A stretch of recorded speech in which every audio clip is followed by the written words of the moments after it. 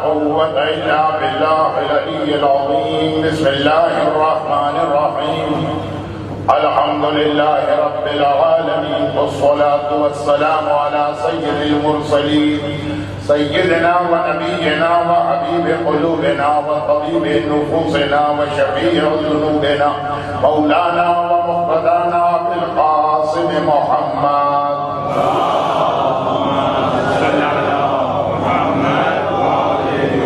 الطيبين الطاهرين المعصومين الأئمة الهداة المهديين الراشدين الميامين، سيما على بقية الله في الأراضين وحجته على العالمين. اللهم عجل له الفرج ولعنة الله على أعدائهم أجمعين. أما بعد، فقد قال الله الحكيم في كتابه الكريم: بسم الله الرحمن الرحيم. ومن آياته أن خلق لكم من أنفسكم أزواجا لتسكنوا إليها، وقال: يا أيها الذين آمنوا قوا أنفسكم وأهليكم نارا وقودها الناس والحجارة. صلوات.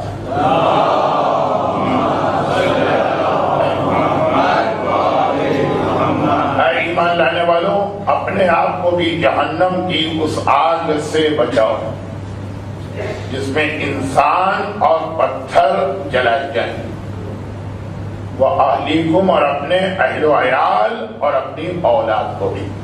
قرآن کریم کی سورہ تحریم کی یہ آیت ہماری آج کی مجلس کی دوسری آیت ہے. اور پہلی آیت تو وہ ہے کہ جو پہلے دن سے تلاوت کی جا رہی ہے، اللہ کی ایک نشانی یہ کہ تمہیں سکون پہنچانے کے لیے بیویوں کو پیدا کیا. اب یہاں اس سے پہلے کہ میں ان دو آیتوں کا ربط دے کر آج کے عنوان پہ گفتگو شروع کروں، ایک مختصر سی گزارش یہ ہے کہ اگر جو تاریخیں یا ڈیٹس اس علاقے میں منائی جاتی ہیں اس کے اعتبار سے تو شاید جو بات میں کہہ رہا ہوں وہ صحیح نہیں، لیکن اس وقت آدھی دنیا میں اور خصوصیت کے ساتھ پاکستان اور ہندوستان کے شمالی علاقوں میں 15 جمادی الاولیٰ کی تاریخ، ولادت کی تاریخ، ایک امام معصوم کی ولادت کی تاریخ ہے. اور جو روایتیں ہمارے پاس ہیں اس کے اعتبار سے یہ کوئی بہت ہی کمزور یا ضعیف یا غلط قسم کی ڈیٹ نہیں. شہزادی کونین کی شہادت کے حوالے سے تو اب ہر ایک کے علم میں آ چکا، دو مختلف تاریخیں ہیں.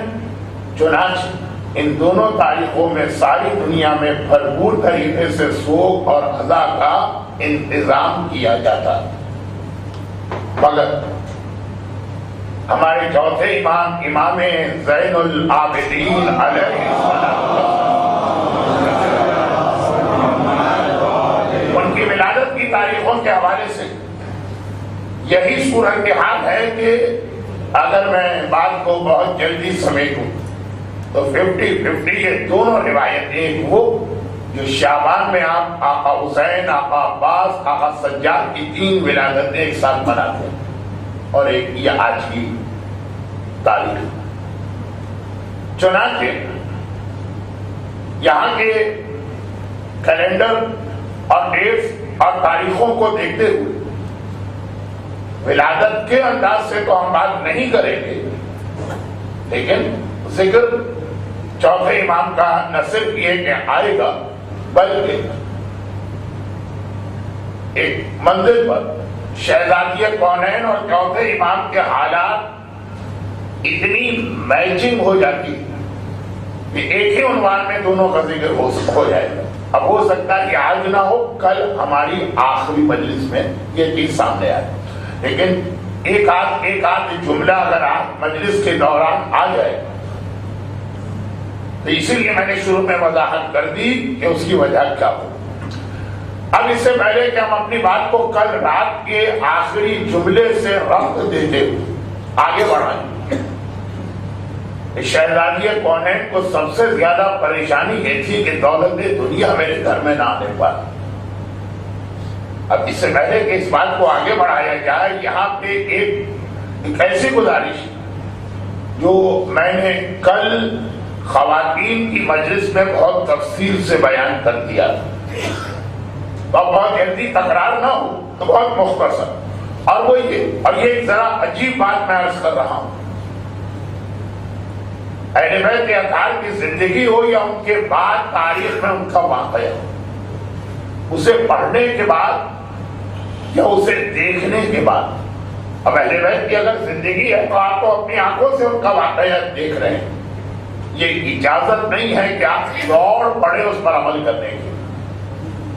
بھائی امام معصوم ایک عمل کر رہے ہیں، اب ہمیں کسی اور سے پوچھنے یا معلوم کرنے کی کیا ضرورت ہے؟ ہم بھی یہی عمل کریں گے؟ نہیں، یہ اجازت نہیں. غرض قرآن کریم نے ایک نہیں بار بار یہ پیغام دہرائے، رسول کی پیروی کرو، رسول کا اتباع کرو، رسول کے نقش قدم پر چلو. مگر وہ آنکھیں بند کر کے نہیں، پہلے ان سے پوچھنا پڑے گا. اور یہ سوال کئی روایتوں میں پوچھا گیا، یا رسول اللہ یہ جو آپ نے عمل کیا یہ آپ کا اپنے لیے ہے کہ ہم بھی یہ کر سکتے ہیں؟ کئی جگہ معصومین سے یہ سوال کرنا پڑا. خاص طور پہ جب نہج البلاغہ میں مولا کا وہ خطبہ آ گیا جو علائے حارثی کے نام، میں ڈرتا ہوں کہ ان تاریخوں میں جو اب شہادت کی تاریخیں بھی ایک طرح ختم ہو گئی اور ورکنگ ڈے بھی ہے، بات بہت لمبی نہ ہو جائے، جو لوگ چند لوگ کسی طرح سے پتہ نہیں کس طرح سے آ گئے ہیں ان کو بھی بہت زیادہ زحمت نہ ہو. علائے حارث مولا نے نہ صرف یہ کہ اس کو ڈانٹا بلکہ لفظ یہ استعمال کیا کہ اے شیطان کے راستے پہ چلنے والے. کس کو؟ جس نے بالکل مولا کی زندگی دیکھ کر اپنی زندگی میں اسی کی کاپی کی. یہ کیا کر رہا؟ اور مولا وہ کر رہا ہوں جو میں نے آپ کو کرتے دیکھا. کہا تمہیں حق ہی نہیں، ہمارا مسئلہ الگ ہے، تمہارا مسئلہ الگ. اور پھر امام نے اس کی وہ تشریح کی جس کی جانب اگر میں چلا جاؤں تو پوری مجلس ہو جائے. تو یہ بہت اہم منزل ہے. اور اس کی وجہ کیا؟ اہل بیت اطہار کی زندگی کا کوئی واقعہ آپ کو نظر آئے؟ یقیناً ہمیں عمل کرنا، وہ ہمارے لیے ایک لائٹ ہاؤس ہے، وہ ہمارے لیے ایک ہدایت کا ذریعہ ہے. لیکن پہلے یہ معلوم کرتے، اور اس کی وجہ یہ کہ اہل بیت اطہار کسی بھی مسئلے میں 100 میں 100 پہ عمل کرتے ہیں. اگر 100 میں 110 ممکن ہو یا 100 میں 200 ممکن، اس پہ عمل کرتے ہیں. چاہنے والوں سے یہ مطالبہ نہیں کرتے. ہمارے لیے تو اگر 33 پاسنگ مارکس بھی آ جائے تو بہت بڑی بات ہے. اور فی الحال وقت بچانے کے لیے صرف 2 جملے. اگر وہ روزانہ 1000 رکعت نماز پڑھتے ہیں تو ہم سے روزانہ 1000 رکعت نماز نہیں مانگتے. اگر کوئی پڑھنا بھی چاہے تو علائے حارثی کے واقعے کی طرح ڈانٹ دیا جاتا ہے. اتنی نمازیں ہم پڑھ سکتے ہیں، تم نہیں پڑھ سکتے. اور علائے حارثی کے واقعے کے علاوہ بھی بہت مشہور میرے مولا کا ایک لیٹر ہے اپنے گورنر کے نام جو ولیمے کی ایک دعوت میں چلا گیا. اور پھر مولا نے اس کی ایک تفصیل بتائی جس میں ایک لفظ یہ تھا کہ میں تمہارا امام ہوں لیکن ہر چیز میں تمہیں ہر عمل ہماری پیروی نہیں کرنا. ہم اگر 1000 رکعت نماز پڑھتے تو نہیں پڑھ سکتے. 1000 رکعت نماز اگر پڑھو گی تو بیوی کا ہم ضائع کرو گے، بچوں کی تربیت سے غافل ہوگی، واجب روزی نہیں کما پاؤ گی، صلہ رحمی تمہیں چھوڑنا پڑے گی، بوڑھی ماں تکلیف سے تڑپ رہی ہے، تمہارا 1000 رکعت کا کوٹا پورا نہیں ہوا. یہ ہم کر سکتے ہیں، تم نہیں کر سکتے. اور جو اس کی بہت ہی واضح مثال ہے وہ شہزادی کونین کا حجاب اور ہماری عورت کا حجاب. رات کے اندھیرے جنازہ اٹھا تو وہاں بھی شہزادی کو اپنے حجاب کی اتنی فکر ہے کہ وہ ایک جملہ جو میں نے 2-3 دن پہلے کہا تھا اور آج اس سے ملتا جلتا ایک اور جملہ مسائل میں آئے گا، لیکن مجھے جملہ میں کہہ چکا ہوں. باپ آپ کا ماتم روک کے شہزادی مسکرا رہی. کوئی چھوٹی موٹی بات کی وجہ سے ماتم نہیں بس کیا جاتا، صرف اس لیے کہ مرنے کے بعد رات کے اندھیرے کا حجاب بچ رہا. کیا ہماری عورت کے لیے بھی ایسا حجاب؟ نہ صرف یہ کہ ہماری عورت کو اس کا پابند نہیں کیا گیا، بلکہ بعض حالتوں میں اگر کوئی عورت ایسا حجاب کرنا چاہے تو اسے حرام بھی قرار دیا گیا. بھائی میں تو وہ والا حجاب کر رہی جو تمام مولویوں سے آج تک میں نے مجلس میں سنا. ایک واقعہ سیرت کا ایک پہلو دیکھ کے اس پہ عمل کی جائے، اور یہیں پر مرجعیت، اجتہاد اور تقلید کے نظام کا ایک فائدہ اور سامنے آتا. یہ مرجع، یہ مجتہد ہے تو یہ ساری روایتیں جمع کر کے ایک نتیجہ نکالتا کہ کون سا مسئلہ ہمارے لیے ہے، کون سا مسئلہ خالی اہل بیت کے لیے. وہ اہل بیت پہ حکم نہیں کراتا، اہل بیت کی سیرت کو دیکھ کے ہمیں اس نتیجے تک پہنچاتا. اب یہ بات یہیں پہ میں روکتا ہوں. کیوں میں نے اتنی بات کہی؟ اللہ کے رسول کو وہ 4 یا 5 یا 3 چھوٹے بچوں کو دیکھ کے بڑی حیرت ہوئی. بہت مشہور واقعہ ہے. وہ 3-4 بچے لوگوں کے آگے ہاتھ پھیلا رہے ہیں، مدد مانگ رہے ہیں، اپنی غربت اور اپنے گھر کے واقعے کی کیفیت بیان کر رہے ہیں. پیغمبر نے کہا یہ یتیم بچے آخر یہ سوال کیوں کر رہے ہیں؟ ان کے باپ کے پاس بڑی جائیداد اور بڑی دولت تھی. کہا یا رسول اللہ، جب وہ مرض موت میں مبتلا ہوا. اب یہ خود اپنی جگہ پر ایک بحث ہے، علماء میں نہیں، عوام میں. کون سی موت اچھی ہوتی ہے؟ چلتے پھرتے اچانک موت آ گئی، جھٹ پٹ 1 منٹ میں مر گئے، یہ موت اچھی؟ نہ کوئی تکلیف ہوئی، نہ کوئی بیماری کی اذیت ہوئی، نہ اب خیال یہ ہے کہ نہ ملک الموت نے ہم کو زیادہ تکلیف پہنچائی، وقت ہی نہیں ملا اسے، ہم تو 5 سیکنڈ میں مر گئے. آج کل جب ایسے واقعات آتے ہیں، وہ انٹرنیٹ ہوا ابھی وہ ٹیلی فون پہ بات کر رہے ہیں تو معلومات ختم ہو گئی. کا بڑی آسان موت، اب یہ ختم. لیکن باتیں بہت زیادہ پھیل جائیں گی، اس لیے مختصر بہرحال یہ موت بہتر ہے یا وہ موت بہتر ہے؟ 6 مہینے یا سال بھر آدمی بیمار رہا، آہستہ آہستہ موت اس کے قریب آ رہی، اس میں کم از کم توبہ کرنے کا موقع ملتا، اس میں کم از کم وصیتیں کرنے کا موقع ملتا. تو خیر یہ تو آج کا موضوع نہیں ہے.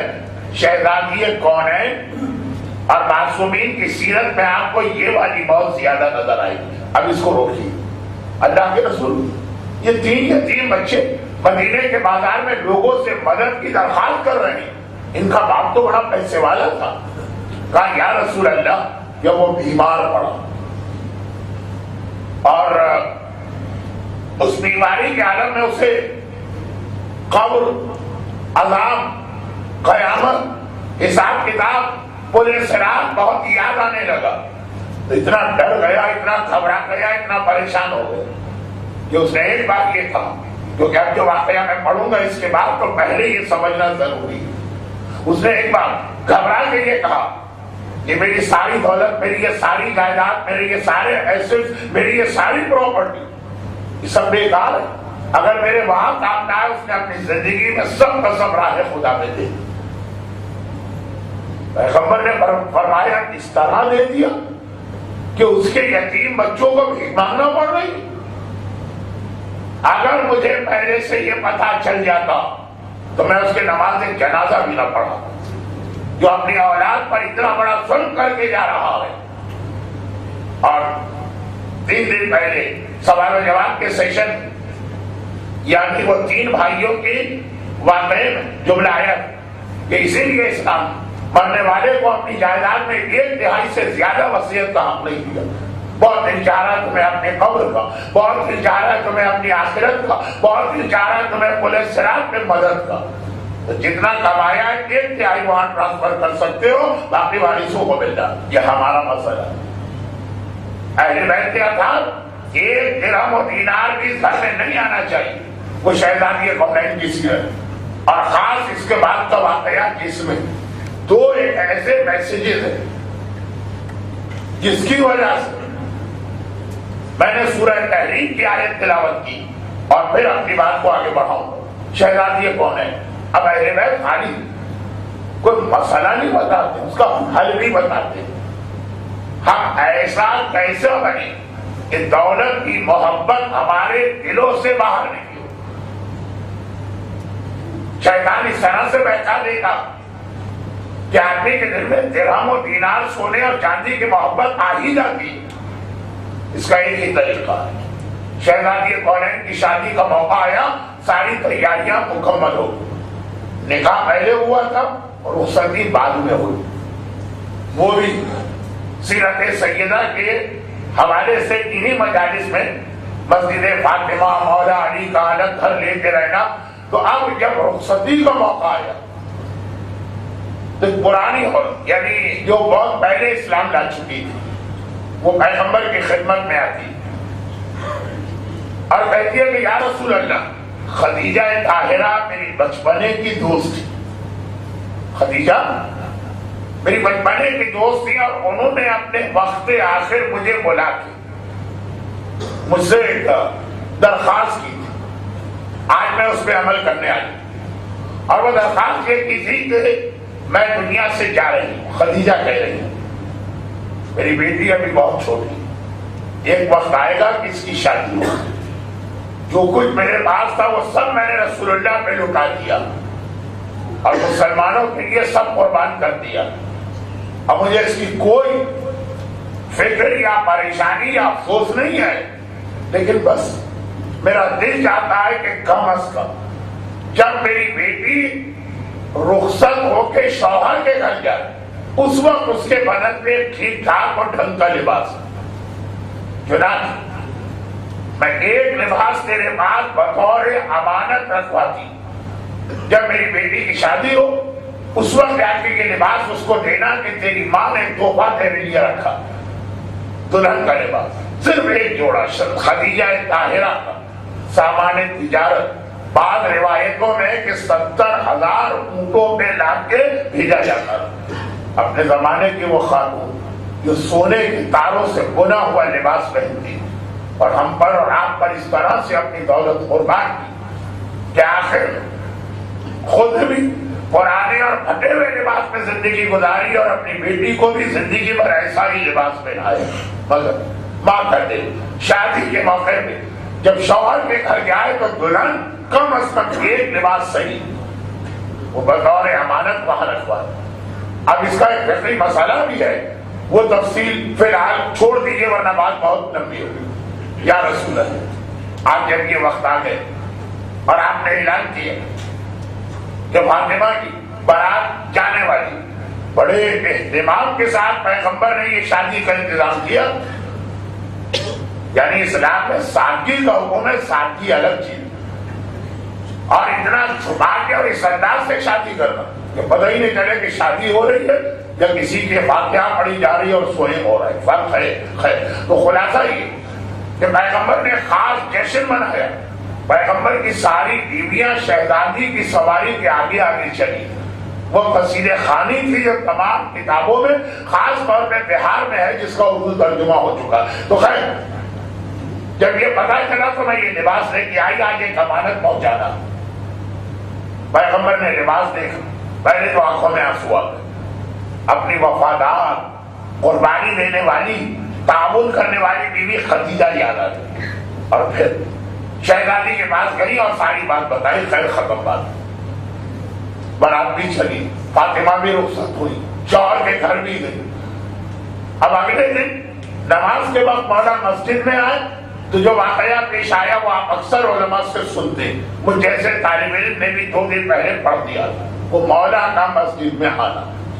رسول نے نماز پڑھائی، اور نماز پڑھانے کے بعد اب جو دستور دنیا بھی ہے اور باپ اور ماں کی محبت کا تقاضا بھی، اللہ کا رسول سیدھا اپنی بیٹی سے ملنے اس کے گھر گئے۔ یہ نیا گھر جو ابھی ابھی کرائے پہ لیا گیا ہے، فقط اس لیے کہ شوہر بیوی شادی کے بعد کچھ دن اس میں رہے۔ یہاں پہ رک کے ایک بات میں یہ عرض کر کہ اسلام نے یہ طریقہ رکھا کہ شادی کے بعد کچھ دن شوہر اور بیوی کو باقی خاندان سے الگ رہنا چاہیے.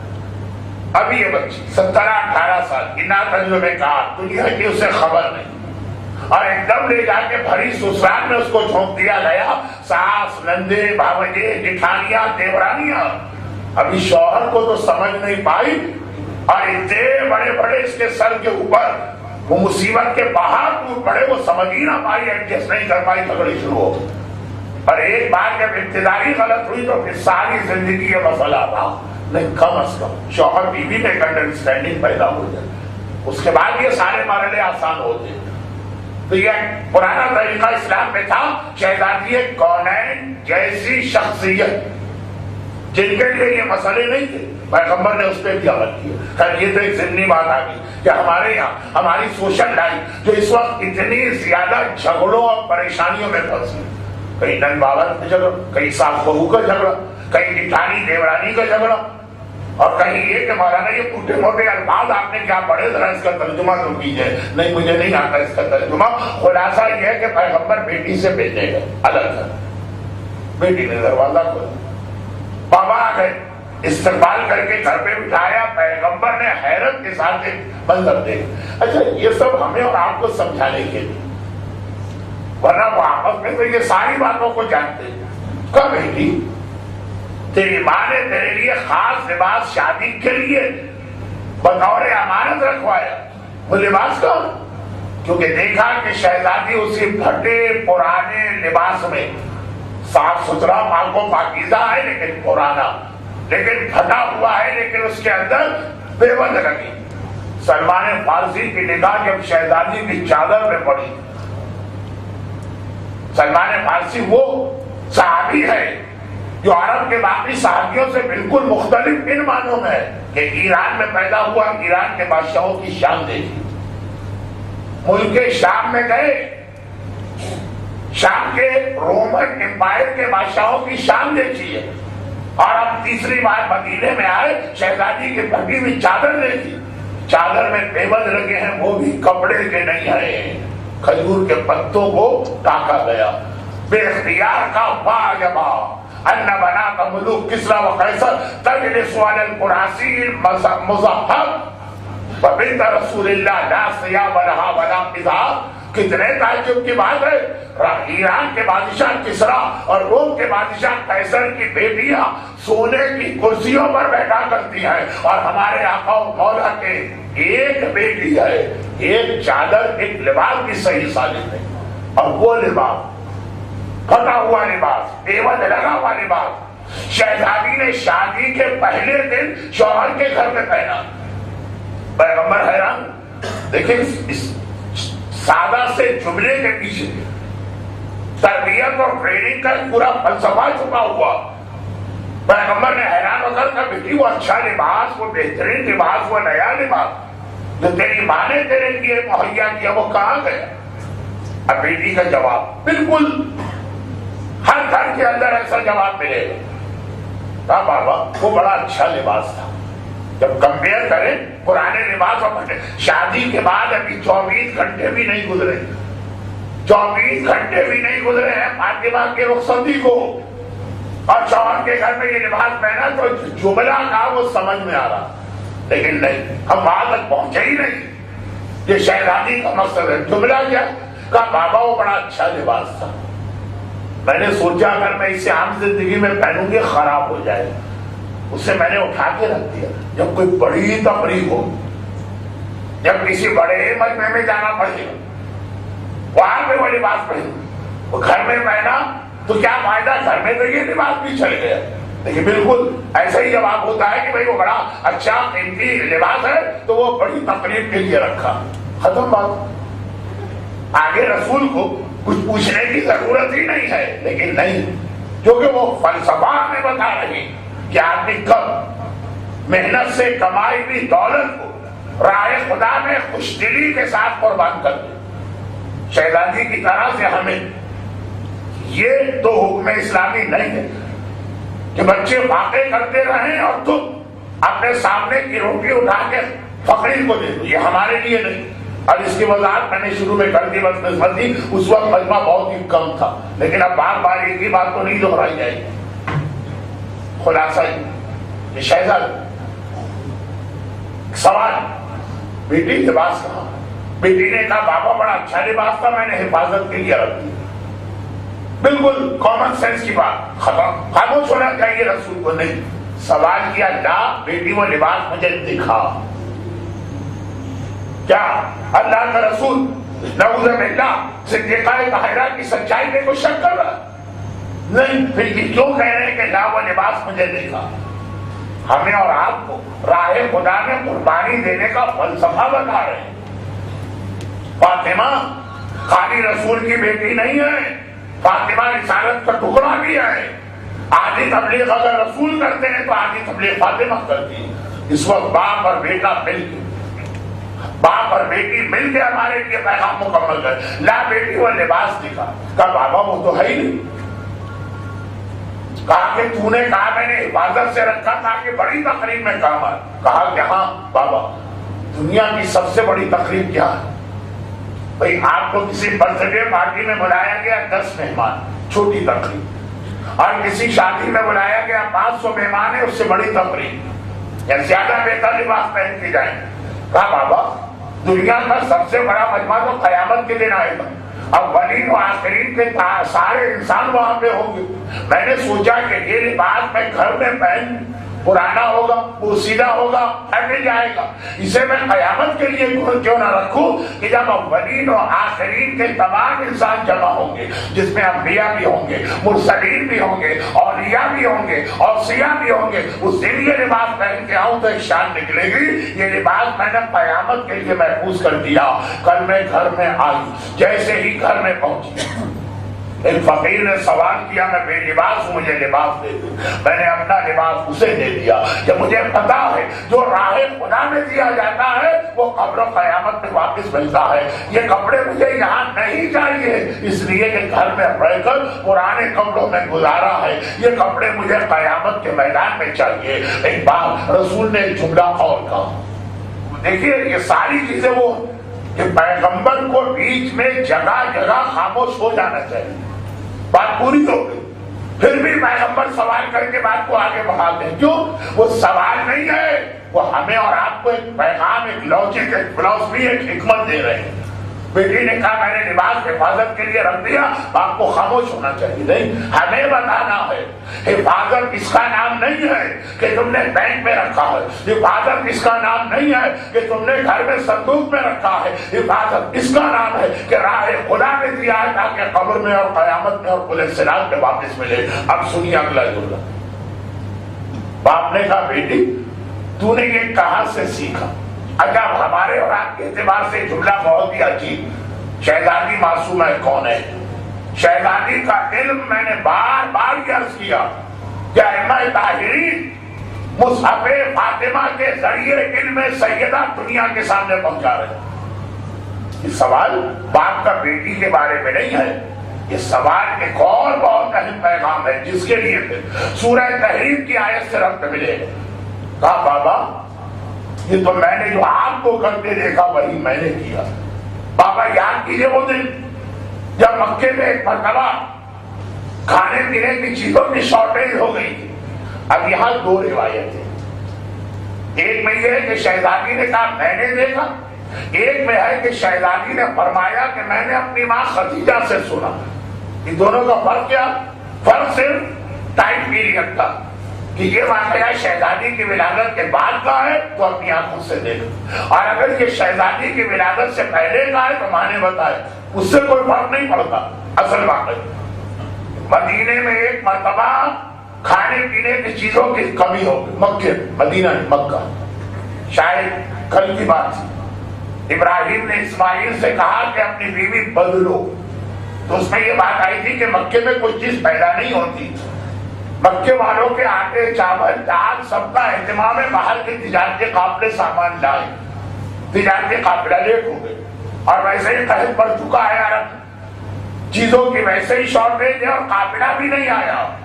چنانچہ حالت یہ کہ مکے کے اندر عام انسان، مومن اور مسلمان نہیں، کافر مشرک بت پرست بھوک سے تڑپ رہی۔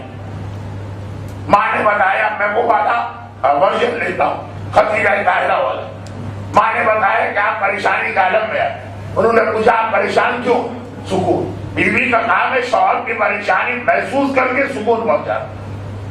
کہا کہ خدیجہ مجھ سے مکے والوں کی یہ حالت نہیں دیکھی جا رہی، بھوک ہے، پیاس ہے، پریشانی ہے، یا رسول اللہ کے مشرکوں اور کافروں کی بھوک اور پیاس آپ سے برداشت نہیں۔ میدان کربلا میں آ کے علی اصغر کی پیاس اور سکینہ کی پیاس کو دیکھیں۔ خیر، خدیجہ طاہرہ نے سنا، اپنے غلام کو بلایا، ملک حبشہ کا غلام، کہ اس وقت جو کچھ گھر میں لا کے دے، اور اتنا بڑا درہم و دینار کا پہاڑ کھڑا ہو گیا کہ وہ غلام حبشہ کا ہے، 7 فٹ کا، وہ نظر آنا بند ہو گیا، اور کہا کہ یا رسول اللہ اس وقت میرے پاس یہی سامان تجارت ہے، جائیے اسے خرچ کیجیے۔ پیغمبر گئے اور تھوڑی دیر بعد آئے۔ خدیجہ طاہرہ نے دیکھا کہ درہم و دینار جس بوری میں رکھے جاتے ہیں، بوریاں، پیغمبر آئے تو بوری پہن کے آ رہے ہیں، عرب کا سادہ سا لباس، بوری میں سوراخ کیا، سر پہ سے ڈالا، وہی ایک کرتا بن گئے۔ گھبرا کے کہا کہ یا رسول اللہ وہ آپ کا لباس کرتا کہاں گیا؟ کہا کہ جب میں سب تقسیم کر چکا تب آخر میں فقیر آئے، کہا مجھے آنے میں دیر ہو گئی ہے، مجھے بھی کچھ دیجیے، میرے گھر میں بھی فاقہ ہے، میرے پاس کچھ نہ تھا، میں نے اپنا لباس اسے دیا اور یہ بوری اس کے بدلے میں پہن لی۔ تو میری ماں نے پوچھا تھا کہ یا رسول اللہ یہ بوری اسے دیتے اور لباس پہنے رہتے، کہا جو قیامت میں مجھے چاہیے تھا وہ میں نے دیا، اور جو قیامت میں نہیں چاہیے تھا وہ میں نے خود استعمال کیا۔ یہ تو میری ماں نے آپ کے بارے میں بتایا۔ اب دیکھیے 2 پیغام یہاں ساتھ ساتھ چل رہے ہیں۔ پہلا پیغام کہہ دینا آسان، یہ کہہ دینا آسان، اور یہاں رک کر ایک چھوٹی سی موضوع سے ہٹ کے بات کروں، لیکن اس پیغام کو واضح کرنے کے، اور خیر موضوع سے اتنا ہٹا ہوا بھی نہیں۔ بھئی جب شہزادی کا ذکر ہوگا تو شہزادی کی وجہ سے کبھی رسول اللہ کا ذکر ہوگا، وہ فاطمہ کے بابا جیسے آج آپ نے اب تک سنا، کبھی علی مرتضیٰ کے واقعات آئیں گے کیونکہ شہزادی کے شوہر، کل آپ نے خیبر کا واقعہ سنا، کبھی حسین کا ذکر ہوگا، تو عباس بھی تو فاطمہ کا ایک بیٹا ہی ہے نا۔ اگر عباس کے حوالے سے ایک چھوٹی سی بات آ جائے تو میں اپنے موضوع سے باہر نہیں گیا، بلکہ شاید شہزادی اس ذکر میں زیادہ خوش ہو، اور وہ چھوٹی سی بات۔ اب یہ پورے اسلام کو اگر ایک کیپسول میں ہم بند کرنا چاہیں تو یہ جملہ، ابھی تک تو یہ بات ہو رہی ہے کہ بھائی ہم نے محنت سے درہم کمائے، دینار کمائے، سونا کمایا، چاندی کمائے، محنت ہماری، خون پسینہ ہمارا، ہم کیسے یہ سارا راہ خدا میں لوٹا دیں۔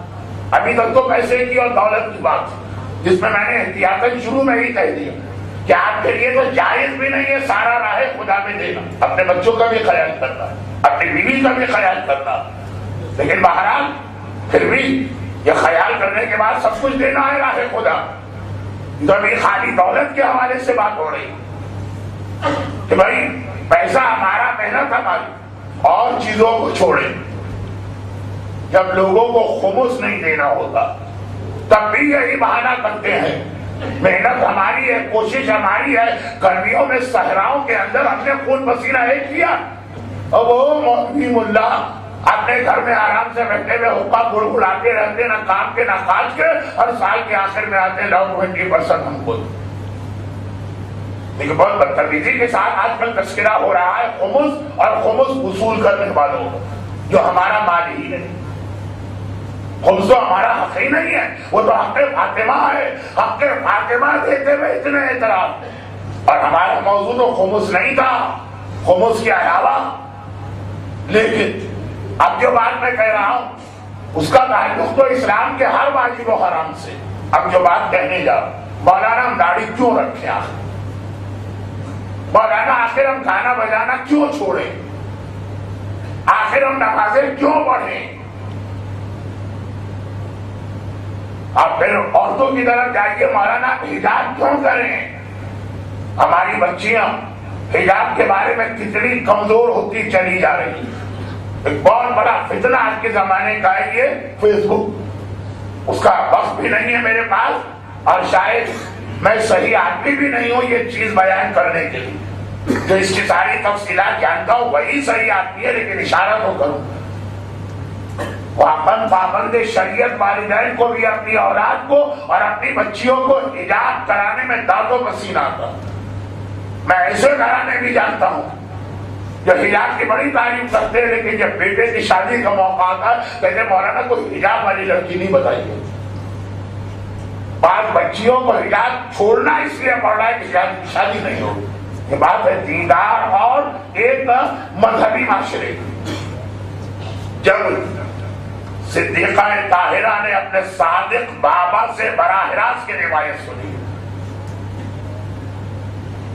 میں نے شاید 2 دن پہلے جملہ مسائل میں کہا تھا، ایک ہوتا ہے جسمانی تشدد، فزیکل ٹارچر، کوڑا، پسلیاں ٹوٹنا، کسی پہ ہاتھ اٹھانا، اور ایک ہوتا ہے ذہنی تشدد یا مینٹل ٹارچر۔ فاطمہ زہرا کے لیے سب سے بڑی مصیبت کوڑا نہیں تھی، جلا ہوا دروازہ نہیں تھا، یہ دکھ تھا کہ میں کچہری عدالت میں گئی اور مجھے جھوٹا قرار دیا گیا کہ دولت دنیا کے خاطر تم جھوٹ بول رہی۔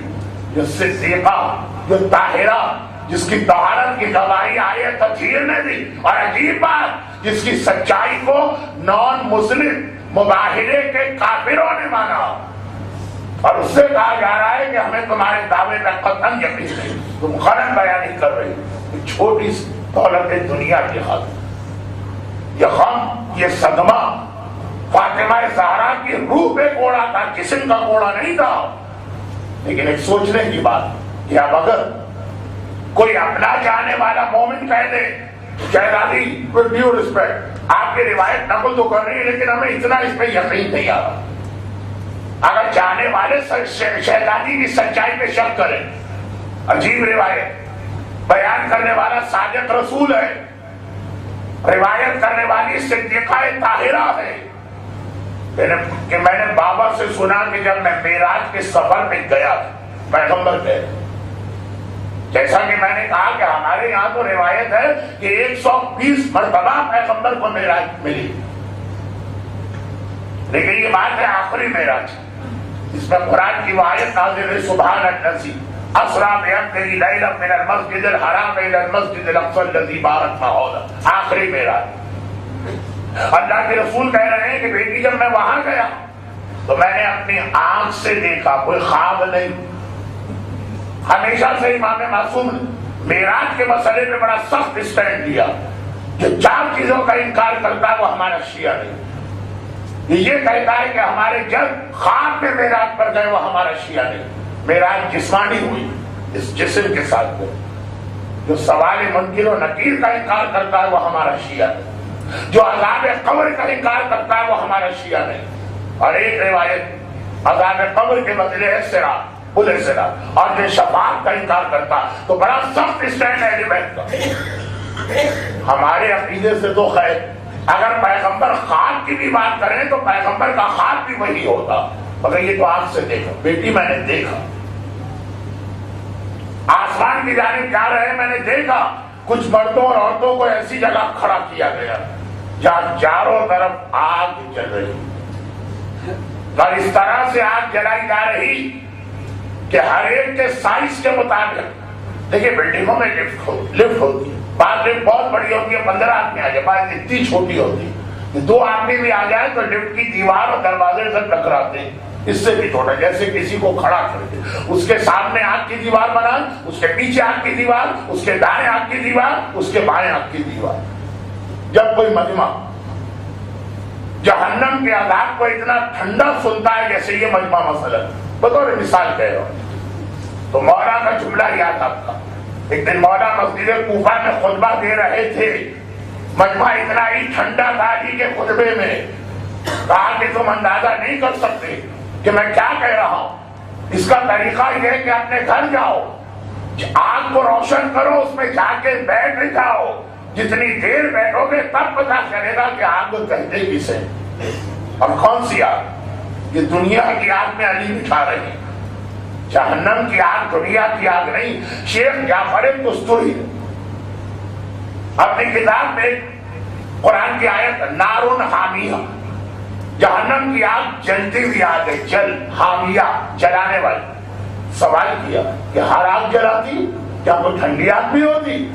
اگر کہ کینیڈا میں ہوتی ہے، لیکن جب کا شیخ جعفر کا زمانہ کینیڈا کوئی نہیں گیا. نارن حامیہ تو جل گرم آگ، گرم آگ. آگ تو ہوتی ہی گرم ہے، ٹھنڈی آگ کون سی؟ کہا نہیں. جب گنہگار کو قیامت کی آگ پتہ چلے گی تو دنیا کی آگ کو کہے گا کہ وہ دنیا کی آگ کوئی آگ تھی، وہ تو انتہائی ٹھنڈی آگ تھی. جو کہ روایت ہے اللہ نے 70 مرتبہ جہنم کی آگ کو پانی سے دھویا، تب وہ ٹھنڈا ہو کے یہ آگ بنی جو ایک لمحے کے لیے ہم برداشت نہیں کر پا رہے. مولا خالی الفاظ کے ذریعے نہیں سمجھا رہے کہ جاؤ آگ میں بیٹھو. اور کہا کیا؟ اپنے سگے بڑے بھائی عقیل کے ہاتھ پر جلتی ہوئی آگ رکھ دی کہ تم جو مجھ سے کہہ رہے کہ علی آپ خلیفہ ہیں تو بیت المال میں سے مجھے ذرا سا بڑھا کے دے دو. آگ رکھ دی اپنے سگے بڑے بھائی مسلم کے والد کے ہاتھ میں، اور جب وہ چیخ مار کے انہوں نے آگ پھینکی تو علی نے یہی تو کہا اے بھائی عقیل، جس دنیا کی آگ کو برداشت نہ کر سکے اور ایسی ڈیمانڈ کر رہے ہیں کہ جس کے نتیجے میں جہنم کی آگ میں جلنا ہوگا. یہ تو نہج البلاغہ کا خطبہ الحمدللہ ابھی تک نہج البلاغہ ہمارے یہاں ایک محفوظ کتاب ہے. کوئی یہ نہیں کہتا کہ ضعیف غلط جھوٹ، باقی تو میں کسی کتاب سے بھی پڑھ دوں. یہ رکھی ہے اس ٹی وی کے اوپر مناظر الاخرہ، پڑھ دوں گا آپ کی روایتیں، لوگ کہیں گے سب غلط. یہ ہمارے لیے ہے ہی نہیں. لیکن نہج البلاغہ علی کا خطبہ ہے، اپنے بھائی کے ہاتھ کو آگ سے جلایا. عقیل کو پلٹ کے یہ جملہ کہنے کی ہمت نہیں ہوئی جو آج بعض شیعہ گناہگار جان بوجھ کے گناہ کر کے آخر میں کہتے ہیں ہمیں کیا پرواہ، ہمارا بخشوانے والا مولا موجود ہے، نہ کوئی آگ جلائے گی نہ کوئی عذاب آئے گا، قبر میں فرشتے آئیں گے تو ڈانٹ کے بھگا دیں. عقیل نے یہ نہیں کہا کیا علی میرے ہاتھ کو آگ میں جلا رہے. علی نے کہا کہ دنیا کی آگ برداشت نہیں ہے، جہنم کی آگ والا کام کیوں کر رہے ہیں. یہ نہیں کہا کہ میں تمہارا شیعہ، کون سی جہنم کی آگ مجھے جلائی، میں ابو طالب کا بیٹا، ابو طالب کے بیٹے کو کون سی آگ جلائے گی. یہ عقیل نے بھی نہیں کہا. جو آج بڑے سے بڑا گناہگار شراب پیے گا کہ جملہ کہے گا ارے ہم تو بخشے بخشائے. لیکن بات بہت پھیل رہی ہے، عذاب کے حوالے سے بات نہیں کر رہا ہوں، بات یہ کر رہا ہوں کہ اللہ کے رسول نے اپنی آنکھ سے جو جملہ دیکھا، جو منظر دیکھا، اور صدیقہ طاہرہ نے ہم تک پہنچایا. مومن مر جائے گا لیکن شہزادی کی سچائی پہ شک نہیں کر سکتے. کہ میں نے دیکھا کچھ مرد اور عورتیں ایسے ہیں جن کو آگ کے چیمبر میں بند کر کے جلایا جا رہا. جیسے ہمارے یہاں کراچی میں پان کے کیبن ہوتے ہیں نا، ایک چھوٹا سا سائز، چاروں طرف ان کے آگ. 4 مہینے دنیاوی اعتبار سے کہا، پیغمبر نے تو 6 جہاد کہا. 6 طرف سے، سر کے اوپر سے بھی اور پہلے کے نیچے سے آگ میں جل رہا. کچھ مرد کچھ عورتیں. میں نے گھبرا کے پوچھا خدا بندہ یہ کون لوگ ہیں؟ کہا یہ تمہارا کلمہ پڑھنے والے، تم سے محبت کرنے والے تمہارے امتی. کر کے اب مجمع اتنا آ چکا ہے کہ اب کہنا چاہیے لوگوں سے کہ آگے آ جائیے، لیکن میرا تسلسل ٹوٹ رہا تو میں کچھ کہے بغیر بات آگے بڑھا رہا ہوں. جو سنتے سنتے آگے آ سکتے ہو تو وہ آگے آ جائیں. میرا یہ اندازہ بیان پھر ایک بات بکھر جائے گا. خلاصہ یہ ہے کہ تمہارا کلمہ پڑھنے والے تمہارے امتی ہیں. میں نے گھبرا کے پوچھا کون سن رہا ہے؟ شہزادی. کون بیان کر رہا ہے؟ رسول. آنکھوں سے کس نے دیکھا کہ اس کی سچائی کو ابو جہل و ابو لہب نہیں مانتا. یہ خدا بندہ ان کی غلطی کیا ہے؟ کہ یہ وہ ہیں کہ جو اپنا جسم نامحرم سے نہیں چھپاتے. یہ حجاب کے مسئلے میں اب یہ جملہ تو میرا کمزور ہے اور کچے. دیکھیے اس زمانے میں اصحاب رسول پیغمبر کے پورے احترام کا خیال کرتے تھے، لیکن جب بات سمجھ میں نہیں آئی تو سوال ضرور کرتے. حق ہے یہ جب یہ روایت شہزادی کے ذریعے سے عام مسلمانوں تک پہنچ، کسی نے آ کے کہا یا رسول اللہ مگر ایک بات تو سمجھ میں نہیں آ رہی، یہ جو جملہ ہم تک آیا کہ آپ نے کچھ مردوں اور عورتوں کو آگ میں اس طرح جلتے دیکھا کہ ان کے سامنے آگ، ان کے پیچھے آگ، ان کے دائیں آگ، ان کے بائیں آگ، ان کے سر کے اوپر سے آگ برس رہی ہے، ان کے پیر کے نیچے سے آگ پھوٹ کے نکل رہی اور بیچ میں وہ کھڑے۔ اس میں جملہ یہ تھا کہ میں نے کچھ مردوں اور عورتوں کو دیکھا، عورتیں تو سمجھ میں آ گئی کیونکہ حجاب عورتوں کا مسئلہ، یہ مرد کہاں سے آ گئے اس کے؟ مرد کے لیے تو حجاب نہیں ہے۔ پیغمبر نے کہا یہ وہ مرد ہے جن کی عورتیں بے حجاب گھر سے باہر نکلتی ہیں، کسی کی ماں، کسی کی بہن، کسی کی بیٹی، کسی کی بیوی، اور اسے کوئی اعتراض نہیں ہے، وہ سراسر ان کو روکنے کی کوشش نہیں کرتا۔ لعن اللہ امتا قتلت کا ولعن اللہ امتا سمعت بذالک فرضیت بہ، گناہ کرنے والے پہ بھی لعنت، اس کے اوپر راضی رہنے والے پہ بھی لعنت، اس بیٹی پہ بھی لعنت، یہ رسول کا جملہ، اور اس باپ پہ بھی لعنت جس باپ پر خود حجاب واجب نہیں۔ اے ایمان لانے والوں، اپنے آپ کو اور اپنی اولاد کو جہنم کی آگ سے بچاؤ۔ سورہ تحریم کی آیت آج کی مجلس کا سرنامہ تھا۔ مگر شہزادی کونین صدیقہ طاہرہ کی کنیزیں بھی شہزادی کا جملہ سننے کے باوجود اسٹل آپ دیکھیں گے کہ حجاب میں بہت کمزور، خاص طور پہ جو ہماری نئی نسل کی بچیاں، ان کو نہیں معلوم کہ جس شہزادی نے اتنا سخت حجاب کیا ہے وہ اس بے حجابی میں کتنا دکھی ہوتی ہے، غمگین ہوتی ہے، دکھ پہنچتا ہے شہزادی کو، کیونکہ ساری بچیاں شہزادی کی بیٹیاں۔ جب یہ حدیث آ گئی کہ بیٹی میں حجاب ہوگی تو باپ سے سوال کیا جائے گا تم نے کیا فریضہ ادا کیا؟ ہاں اگر باپ نے ثابت کر دیا خدا بندہ میں نے اپنی ساری ذمہ داری ادا کی، تبلیغ بھی کی، تلقین بھی کی، امر بالمعروف بھی کیا، اظہار ناراضگی بھی کیا، پھر بھی وہ نہ مانی تو الگ بات۔ لیکن یہاں پہ سوال یہ پیدا ہوتا کہ مولانا ہم لوگ کنویں میں نہیں رہ رہے، یہ 21ویں صدی کی گلوبل ولیج کی دنیا میں رہ رہے ہیں۔ یہ چاروں طرف جو ہمارے ماحول میں گناہ پھیلا دیے ہیں، تو آخر ہم یہ ساری چیزیں کیسے چھوڑیں؟ کیوں چھوڑیں؟ کیوں کریں حجاب؟ اتنی ساری دنیا کی عورتیں بچیاں کیسی کھٹپٹ کرتی ہوئی بیوٹی پارلر سے تیار ہو کے گھر سے باہر نکلتی ہیں، ہمارا بھی دل چاہتا ہے سب ہم کیوں نہ بن؟ ہمارے نوجوانوں سے ڈسکو اور ڈانس اور میوزک نہیں چھوٹتا۔ اصول شہزادی نے شادی کے جوڑے کے حوالے سے بتا دی کہ یہاں دو گے وہاں ملے گا، اور یہ اصول عباس کی زندگی میں اتنا اہم بنا کہ عباس کا تو لقب ہی ہو گیا باب الحوائج، باب المراد۔ مجلس کے آخر میں فاطمہ کے ذکر سے میں فاطمہ کے بیٹے کے ذکر کی جانب چلا، اور پھر انشاءاللہ جو کچھ باتیں آج رہ گئی کل فاطمیہ سلسلے کی میری آخری مجلس ہے، اس میں جا کے مکمل ہوگی، بس یہ دو جملے اور پھر مسائل۔ عباس باب الحوائی خالی یہ لقب سننے کا نہیں، اس کے پیچھے بھی ایک پورا ایک پیغام، شہزادی کا شادی والا جوڑا فقیر کو دے دینا، خالی اہل بیت کی ایک صحابت نہیں ہے، اس کے پیچھے ایک پورا پیغام ہے۔ عباس کا لقب باب المراد، ہر ایک کی مراد عباس کے دروازے پہ پورا ہوتی ہے۔ باب الحوائج، ہر ایک کی حاجت اس دروازے پہ جا کے پوری ہوتی ہے۔ دعائے فاطمہ زہرا ہے عباس، مگر یہ جو اللہ یعنی بہت جملہ کہہ رہا تھا، ڈرتے ڈرتے میں رکے کہ ایسا نہ ہو کہ اس کے اندر توہین ہو جائے کہ بعض تو ایسے بھی آپ کو واقعات ملیں گے خود اپنے بھی، مولا علی اور آقا عباس کے روزے، آقا حسین کے روزے پہ کسی وجہ سے دعا قبول نہ ہو، وہ عباس کے روزے پہ پوری ہو۔ جیسے اگر اللہ کے رسول نے راہب سے کہا تیری تقدیر میں اولاد نہیں، اور حسین نے اس سے 7 بیٹے عطا کیے، تو اس میں پیغمبر کی توہین نہیں ہے۔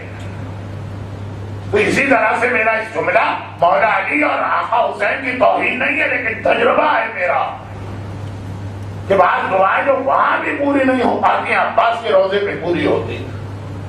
یہ آخر عباس کو اتنا بڑا رتبہ اللہ نے کیوں دیا؟ اس کی ایک وجہ ہمارے نوجوان بچے اور بچیوں کے سوال کا جواب. ہم کیوں چھوڑے میوزک؟ ہمارا بزنس مین کہے گا کہ ہم کیوں چھوڑے فراڈ؟ جاب کرنے والا کہے گا ہم کیوں چھوڑے حرام؟ جیسے بینک کی نوکری ہے کتنی اچھی نوکری، پہلے اپنے بندے سے پوچھ لیجیے کون سا ڈپارٹمنٹ حلال ہے کون سا حرام، لیکن آدھے ڈپارٹمنٹ تو بینک میں حرام ہے نا. اچھا بھلا جاب لگا ہوا کو کیا پاگل پانا سوال ہوا کہ ہم نے چھوڑ دیا. کوشچن آنسر کے سیشن میں آیا تھا اکاؤنٹنٹ انٹرسٹ کا حساب کتاب، آخر ساری زندگی محنت کی ہے، اب آخر میں آ کے ہم ساری زندگی کیریئر بنایا، کیوں اس کو تباہ کریں؟ عباس باب الحوالی، باب المراد، اس لقب کی ایک فلسفی. اور علماء نے لکھا کہ عباس یہ اللہ کا ایک نظام ہے، یہ اللہ کا ایک نظام، جو اللہ کے لیے دو گے اللہ اس سے زیادہ تمہیں پلٹا کے واپس کرے گا. یہ تو ہمارا یعنی ہم میں سے جو اس نیچر کے ہم احمق لوگ کہ سمجھتے ہیں کہ خمس دے دیا تو 100 ریال میں 20 ریال کم ہو جائیں گے. یہ 20 ریال جائیں گے فقط اس لیے کہ 70 گنا زیادہ اپنے ساتھ واپس لے کے ہمارے مال میں آئے. ہمیں تو پتہ ہی نہیں ہے، ہم سمجھ رہے ہیں خالی یہ 20 ریال جائے گئے 100 کے بدلے 80 رہ گئے. ہمیں کیا پتا کہ وہ اس لیے گئے کہ انہیں 70 گنا برکتیں واپس لے کے آنا ہے. تو عباس ساری زندگی عباس کی صرف ایک تمنا تھی. عباس کو کوئی بڑا کاروبار نہیں کرنا ہے کہ خدا بندہ میرا کاروبار میں شروع کر رہا ہوں اس میں بڑی برکتیں عطا کرے. عباس کبھی بیمار نہیں پڑے کہ عباس کو دعائے شفا کی ضرورت ہے. عباس کبھی بے اولاد نہیں رہے کہ خدا بندہ اولاد نہیں ہوتی ہے اولاد نہیں. عباس کی صرف ایک ہی تمنا تھی اور وہ یہ تھی کہ میں بچپنے سے لے کے آج تک، آج یعنی شب عاشور تک ہر ایک سے سنتا آیا ہوں کہ میرے بابا نے مجھے حسین کے لیے مانگا، جلدی سے وہ وقت آ جائے کہ میں حسین کی خدمت کروں اور حسین کو بچاتے ہوں. وہ تلوار چلاؤ کہ لوگوں کو علی کی تلوار یاد ہے. ایک ہی تمنا، ایک ہی حال، ایک ہی مراد. خدا بندہ جس مقصد کے لیے میں دنیا میں آیا ہوں جلد از جلد وہ مقصد پورا ہو. اور عباس بچپنے سے یہی سنا. ام البنین کے پاس گئے تو ماں نے یہی کہا بیٹا یہ سن، تو جو اس دنیا میں آیا تو خاص اس لیے کہ تیرے بابا کی یہ تمنا تھی. بزرگوں کے پاس گئے تو انہوں نے یہ کہا، جوانوں میں بیٹھے تو انہوں نے یہ کہا، شب عاشور حبیب ابن مظاہر نے یہ کہا. عباس جب تیری ماں کی شادی ہوئی تھی اس بارات میں ہم بھی شریک تھے اور بار بار میرا مولا کہتا تھا کہ یہ شادی تو میں خالی کربلا میں اپنے حسین کے لیے کر رہا ہوں. تو ایک تو نعوذ باللہ عباس کے لیے جملہ ہی کہنا غلط ہے کہ کبھی وہ بھول گئے، لیکن اگر کوئی بھولنے والا بھی ہو تو اتنی بار یہ ریپیٹ کیا جا رہا شب عاشور کا اور عاشور کا دن آ گیا. آج عباس کو یہ پتا ہے کہ میری تمنا پوری ہوگی، میں آقا حسین کی خدمت کروں گا. حسین نے کہا عباس آج سب تلوار چلا سکتے ہیں، تم ہی تلوار نہیں چلا سکتے. اب جو جملہ میں کہہ رہا ہوں بات سمجھانے کے لیے کہہ رہا ہوں، علی اکبر کی توہین کی نیت سے نہیں کہہ رہا ہوں.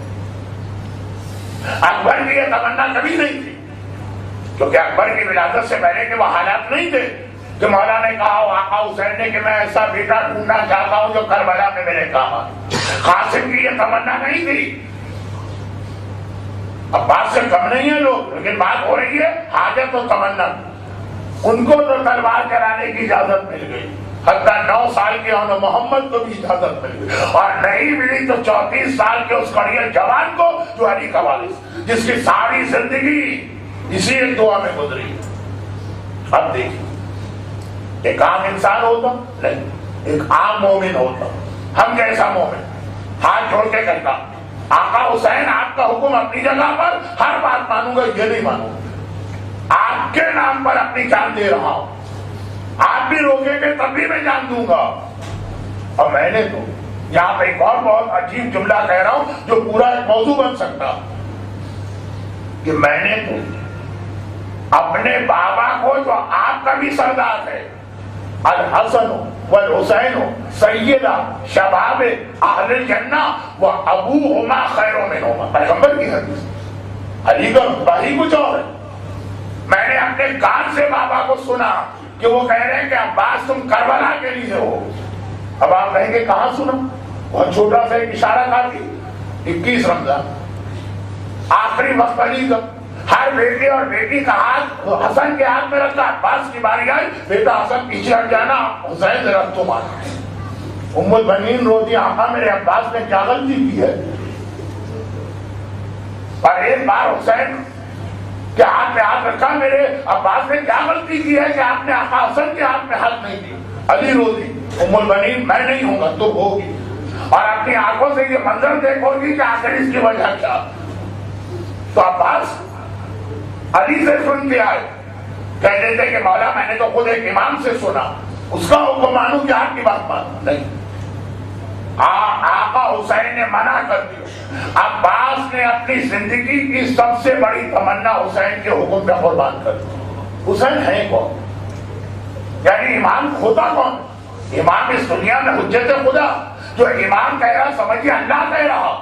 عباس نے حکم خدا پر اپنی سب سے بڑی تمنا قربان کر دی۔ خدا نے کہا عباس میں رب العالمین، مجھ سے زیادہ خیرت مند بھی کوئی نہیں، مجھ سے زیادہ دینے والا کوئی نہیں۔ تو نے اپنی ایک حاجت میرے نام پہ قربان کی ہے، اب قیامت تک میں تیرے نام کو باب الحوائج بنا رہا ہوں، ہر ایک کی حاجت تیرے نام پہ قبول کروں گا۔ پورا اسلامی شریعت کا پورا فلسفہ بھی اس باب الحوائج میں، تم نے میرے لیے قربانی دی ہے، اب دیکھ پلٹ کے تیرا پروردگار اس کا کیا صلہ دیتا۔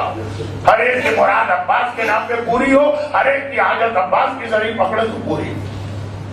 اگر اسی چیز کو اپنی زندگی میں بھی لے گیا، ایک داڑھی کا رکھنا، ایک بچی کا حجاب کر دینا، ایک بچے کا گانا بجانا چھوڑ دینا، یہ انٹرٹینمنٹ، ڈسکو اور ڈانس، رزق حرام، غیبتیں، تہمتیں، جھوٹ، اور پھر نماز کی کوتاہی، یہی سوچ کے چھوڑ کہ دینے والا دے گا اور اسی دنیا میں اتنا دے گا کہ آپ سے سنبھالے نہیں سمجھے۔ وہ ایک قربانی مانگتا ہے، اس کے بعد قیامت تک کے لیے دیتا۔ ایک چھوٹا سا جملہ اور کہہ دوں اور منزل مسائل۔ زمزم کا کنواں اللہ نے رکھا ہی اسماعیل کے لیے تھا، پہلے ہاجرہ کو دوڑنا پڑا، صفا مروہ میں دوڑی، کتنا ہاجرہ کو پانی چاہیے تھا اگر ہم اس وقت ہوتے، اور کہتے کہ اے شہزادی آپ بہت پریشان ہیں، بتائیے ہم کتنا پانی اسماعیل کے لیے لے کے آ جائیں؟ کیا کہیں؟ ایک گلاس، ایک مشق، ایک بالٹی، ایک کنٹینر، اس وقت تو اتنا ہی مانگتی نا، لیکن جب وہ دوڑی ہی حکم خدا کے اطاعت میں، تو مانگنے والے نے ایک گلاس مانگا، دینے والے نے اتنا دیا کہ 4000 سے آج تک، 4000 سال سے آج تک ساری دنیا کے مسلمان یہ پانی پی رہے ہیں، کم نہیں ہوتا، بڑھتا چلا جا رہا۔ یہ سارے کے سارے پیغامات ہیں ہمارے۔ اے میری بیٹی تو اپنے حجاب سے گھبرا کیوں رہی ہے؟ دیکھ پھر تجھے کیا ملے گا۔ اے ہمارے بچوں اور نوجوانوں، یہ ڈسکو ڈانس چھوڑنا مشکل کیا ہوگا؟ 50 سال کی زندگی کے خاطر اپنی آخرت کیوں تباہ کی جا رہی ہے؟ اور پھر جب عباس کی بات آتی تو یہ جملہ بھی ہمیں یاد آتا، پورے کربلا کے واقعے سے شام تک زینب نے حسین کو اتنا یاد نہیں کیا جتنا عباس کو یاد کیا۔ کیوں؟ چادر زینب کا اثر محافظ تو عباس تھا۔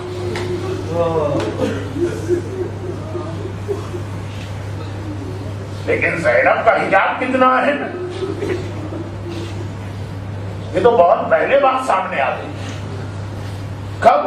11 ہجری۔ شہزادی کونین کے مسائل کا ایک رخ پڑھ رہا ہوں، آخری رخ۔ زینب کا حجاب کتنا اہم ہے جس کا محافظ عباس تھا، تو بہت پہلے یہ بات سامنے آ گئی۔ اے ہماری خواتین، حجاب کو مذاق سمجھنے والیاں، یا حجاب کو مذاق نہ سمجھ کر بھی حجاب میں کمزوری دکھانے والیاں، ذرا یہ جملے سنیں۔ ایک جملہ میں نے مجلس کے بیچ میں عرض کیا تھا، کہا تھا ایک دوسرا جملہ آخر میں آئے. مجلس کے بیچ میں یہ جملہ تھا کہ ماتم اگر کبھی بند کیا جائے کسی کام کے لیے تو کام اتنا ہی اہم ہوگا، ورنہ ماتم کبھی بند نہیں ہوتا. اور اس کی وضاحت 2 دفعہ ہو چکی. اور آج ایک جملہ یہ ہے کہ فاطمہ زہرا کا جنازہ، فاطمہ کی میت ہم شبیہ تابوت تک کے لیے برداشت نہیں کر سکتے، تو اصل جو جنازہ اگر کبھی اسے چھوڑ دیا جائے تو جس کام کے لیے چھوڑا گیا وہ کتنا اہم ہوگا. آخری میرے جملے، شہزادی دنیا سے رخصت ہو گئی. اگرچہ وفات دن کے وقت ہوئی مگر وصیت تھی مجھے رات کے اندھیرے میں دفن کیا جائے. سارا دن عجیب حالت میں گزرا. کفن پہنے میں فاطمہ اس حجرے کے اندر، بیٹی اور بیٹیاں ماں کے پلنگ کی پٹی کو پکڑ کے بیٹھے ہوئے سارا دن ماں کو یاد کر کے رو رہے. رات آئی، عشاء کی نماز بھی ہو گئی. گھر سارے مدینے کے لوگ اپنے اپنے گھروں میں چلے گئے، ان کو پتہ بھی نہ چلا کہ کیا قیامت ٹوٹی. آدھی رات کا وقت آیا، 5 یا 4 بہت ہی قریبی صحابی دروازے کے باہر آ کے کھڑے ہو گئے. رات اندھیری، ہاتھ کو ہاتھ سجھائی نہ دے، اور ایک بار حجرہ سیدہ کا دروازہ کھلا. میرا مولا شہزادی کا جنازہ لے کے باہر آیا. حسن باہر ہے، حسین باہر ہے. ابھی یہ دروازہ گھر سے چند قدم دور گیا، ابھی یہ جنازہ دروازے سے چند قدم دور گیا تھا. ایک بار میرے مولا رکے، حسن بیٹا اپنی ماں کی میت لے کے جاؤ، میں تھوڑی دیر کے بعد آتا ہوں. حسین بیٹا اپنے ماں کی میت کو لے کے جاؤ، میں تھوڑی دیر کے بعد آتا ہوں. اللہ، آج کون سا ایسا اہم واقعہ پیش آ گیا کہ علی نے فاطمہ کے جنازے کو چھوڑ دیا، علی نے فاطمہ کی میت کو چھوڑ دیا. آخر کون سی اہم ترین چیز ہے؟ وہ صرف یہ ہے، جب یہ جنازہ نکلا حجرے کے اندر سے باہر آ رہا ہے، حسن و حسین ساتھ چل رہے ہیں. ننھی زینب بھی 6 سال کی پورے حجاب کے ساتھ رات کے اندھیرے میں حجرے میں چلی، دروازے پر آئی، دروازے سے صرف 2 قدم آگے چل کے رک گئی، صرف 2 قدم. پورا حجاب، رات کا اندھیرا، دروازے پہ کھڑی ہے. کہہ رہی اماں اپنی زینب کا آخری سلام دے، اماں تیری بیٹی تجھے الوداع کہتی ہے. زینب روتی جاتی ہے، ماں کی میت کو دیکھتی جاتی ہے. یہ آج ہی کی رات ہے، یہ آج کی رات ہے، وفات کی اگلی رات. ایک بار میرے مولا نے یہ منظر دیکھا، حسن و حسین ماں کی میت کو لے کے چلو میں آ رہا ہوں. چھوڑ دیا علی نے فاطمہ کے جنازے کو. زینب کے قریب آئے، سر پہ ہاتھ رکھا، کہا زینب بیٹی ابھی تیرا غیرت مند باپ زندہ ہے، ابھی تیرا غیرت مند باپ زندہ ہے. وہ یہ برداشت نہیں کر سکتا اس کی زندگی میں اس کی بیٹی گھر سے باہر آ جائے. بیٹی گھر میں چلی جا. 2 قدم، وہ بھی رات کے اندھیرے میں، وہ بھی پورے حجاب کے ساتھ، وہ بھی 6 سال کی زینب. مگر باپ نے کہا زینب چلی گئی. اب علی جنازہ لے کے چلے. فجر کے قریب علی حسن حسین زہرا کو دفن کر کے گھر میں آئے. جیسے ہی گھر میں داخل ہوئے، روتی ہوئی زینب طرف کی آگے بڑھی، باپ کے کرتے کو پکڑ لیا. بابا آپ میری اماں کو قبر میں اتار کے آئے. بھائی حسن نے ماں کی قبر دیکھ لی، بھیا حسین نے ماں کی قبر دیکھ لی. ارے زینب کتنی بدقسمت ہے، ماں بھی گئی، ماں کی قبر بھی نہ دیکھ سکی. بابا کیا آپ مجھے اماں کی قبر کی زیارت نہیں کرائیں گے؟ علی نے کہا زینب گھبرا گئی، میں تجھے تیری ماں کی قبر پہ نہیں جاتا ہوں. خوشی کی حالت میں زینب نے کہا بابا میں اپنا حجاب اوڑھ کے چلوں؟ کہا ابھی نہیں، فجر کی اذان قریب ہے، لوگ گھروں سے نکل آ رہے ہیں، گلیوں میں چہل پہل شروع ہو گئی ہے. علی کی غیرت برداشت نہیں کر سکتی کہ مجمع لوگوں کے درمیان اپنی زینب کو لے کے آگے بڑھے. 6 سال حکم اسلامی کے اعتبار سے ابھی بالغ بھی نہیں ہے. 6 سال کی زینب. کہا بابا پھر؟ کہا کل رات کو چلیں گے. سارا دن वाली ज़ैनब ने बेचैनी से गुजारा, अम्मा तेरी बेटी तेरी कब्र में आने वाली है, अम्मा तेरी ज़ैनब तुझे सलाम करना चाहती है। दिन गुजरा, अंधेरा छाया, मगरिब हो गई, इशा हो गई, मदीने के लोग अपने अपने घरों में चले गए। आधी रात का अंधेरा, हुजैर फातिमा से एक अजीब काफिला निकला। आगे आगे अली जैसा गैरतमंद बाप है, पीछे पीछे हसन जैसा मुहाफिज भाई है, और पहलू में हुसैन जैसा मोहब्बत करने वाला। और इन तीनों के दरमियान फातिमा की बेटी ज़ैनब पूरे हिजाब के साथ चल रही है। चलते चलते वो जगह आ गई जहाँ कब्र फातिमा थी। कब्र फातिमा पे एक चिराग चल रहा है। अरे ये चिराग कहाँ से आया, ये चिराग कहाँ से आया? हुआ ये था, जब सूरज डूब रहा था, हुसैन ने तड़प के कहा, भैया हसन, माँ के कब्र पे अभी अंधेरा हो जाएगा, चलो चल के हम लोग चिराग रोशन करें। हसन और हुसैन मगरिब के वक्त फातिमा की कब्र पे आके ये चिराग जला के गए थे। अम्मा अंधेरा ना होने पाए, तेरे बेटे तेरी कब्र पे रोशनी का इंतजाम कर रहे। अब आधी रात को जब ये सब पहुंचे, वो चिराग नजर आया। उस हसन ने माँ की कब्र देखी, हुसैन ने माँ की कब्र देखी, एक बार दौड़ के आगे बढ़े, माँ की कब्र पे अपने आप को गिरा दिया। अम्मा तेरे बेटे तुझे सलाम करने आए हैं। ज़ैनब वो तो सबसे ज्यादा बेचैन है। हसन तो 2 दफा आ चुका है, हुसैन तो 2 दफा आ चुका है, ज़ैनब पहली बार आई है, आगे बढ़ रही है, माँ के कब्र पे जाना चाहती है। अली ने रोक लिया, अली ने बाजू पकड़ लिया। एक बार कहा, ज़ैनब बेटी तू नहीं जाएगी, ज़ैनब बेटी तू नहीं जाएगी। ज़ैनब घबरा गई, बाबा इस वक्त तो आप खास मेरे लिए आए हैं। कहा कि हाँ, लेकिन ठहर जा। हसन से कहा, हसन ये चिराग खामोश कर दे, ये चिराग गुल कर दे, ये चिराग बुझा दे। चिराग बुझा, अंधेरा हुआ। अली ने कहा, ज़ैनब अब बुझा।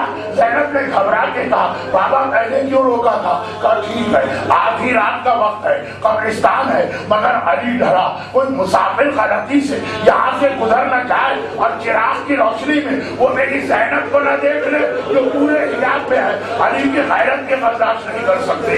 आज रात का ये वाकया है। बस मेरी बात खत्म हुई। मौला मेरी समझ में आ गया, आप गैरतमंद इमाम हैं, आप रात के अंधेरे में, आप कब्रिस्तान के सन्नाटे में, आप हिजाब वाली ज़ैनब के लिए भी ये तस्वुर नहीं कर सकते। लेकिन मौला आज तो 11 हिजरी है ना, 50 साल बाद 61 हिजरी में शहर कूफा में आई है। वो आधी रात का वक्त नहीं है, वो दिन का वक्त है। वहाँ कब्रिस्तान का सन्नाटा नहीं है, वहाँ नामहरमों का गलवा आम है, वहाँ ज़ैनब की याद के साथ नहीं है, वहाँ ज़ैनब की चादर छिन चुकी है। मौला आज 11 हिजरी में इतना हिजाब बचाने वाले 61 हिजरी के कूफे को देखे। अरे जब आप रो दिए तो ज़ैनब को भी याद आ गया, मेरे बाबा ने अम्मा के कब्र पे मेरा हिजाब बचाया। आज मैं किस तरह जा रही हूँ, उस एक बार कूफे में दाखिल होते होते पलक के नजब को देखा। हमारी मदद बाबा अपनी ज़ैनब की मदद को आएंगे, मदीने में हिजाब बचाया था, आज कूफे में ज़ैनब नामहरम हो गई। अला वलानतुल्लाहि अला अअदाइहिम अजमईन। खुदावंदा मासूमा, मज़लूमा, मक़हूरा, मुस्तहिदा फातिमा ज़हरा और उनकी उम्मुल मसाइब बेटी ज़ैनब कुबरा के मसाइब का वास्ता जितने मोमिनीन और मोमिनात आज की मजलिस में इनको, इनके घरों को, इनके घर वालों को, इनकी औलादों को दुनिया और आखिरत की हर परेशानी से महफूज फरमा। हमें मरते दम तक हमें हुसैन के सिवा कोई गम अता न फरमा। जो परेशान हाल है उनकी परेशानियां दूर फरमा, जो बीमार है उनको शिफाए कामिला अता फरमा। खास तौर पर एक मोमिन बहुत बीमार है, कल उनके लिए किसी ने मुझसे कहा इज्तिमा से दुआ के लिए, खुदावंदा बीमारी सहरा का वास्ता इनको शिफाए कामिला और सेहत आजिला अता फरमा। हमारे तमाम मरहूमी खास तौर पर जिनके लिए आज इसाले सवाब है और हाज़रीन मजलिस के खानदान के मरहूमी, इन सबको आला इल्लीन में जवार अहले बैत, जवार सैयदुल शुहदा, जवार फातिमा ज़हरा से मुलाक़ फरमा। खुदावंदा पास साहिबान ईमान औलाद नरीना के लिए परेशान है, तुझे फातिमा के इस्लाम अब्बास बाबुल हवाइज का वास्ता उनकी हाजत जल्द अज जल्द पूरी फरमा। खुदावंदा जिस दीन की खातिर फातिमा ने زینب نے، عباس نے اور اولاد معصومین نے قربانی دی، ہمیں کم از کم اس دین پہ عمل کرنے اور اپنی اولاد کو اس کی تربیت دینے کی توفیق عطا فرما۔ اور مظالم کے انتقام کے لیے وارث معصومین فرزند زہرا اپنی آخری حجت امام زمانہ کے ظہور میں تعجیل فرما۔ سورہ فاتحہ کی التماس ہے مرحوم علی ہشام رضوی، مرحومہ انجمن آرا بیگم، مرحوم بابر عباس، شہید علی اصغر راجانی، حاضرین مجلس کے خاندان کے تمام مرحومین، تمام شہداء ملت و دین، کل اموات مومنین و مومنات۔ فاتحہ۔ بسم اللہ الرحمن الرحیم، الحمدللہ رب العالمین الرحمن الرحیم مالک یوم الدین، ایاک نعبد و ایاک نستعین، اهدنا الصراط المستقیم صراط الذین انعمت علیہم غیر المغضوب علیہم ولا الضالین۔ ربنا تقبل منا انک انت السمیع العلیم۔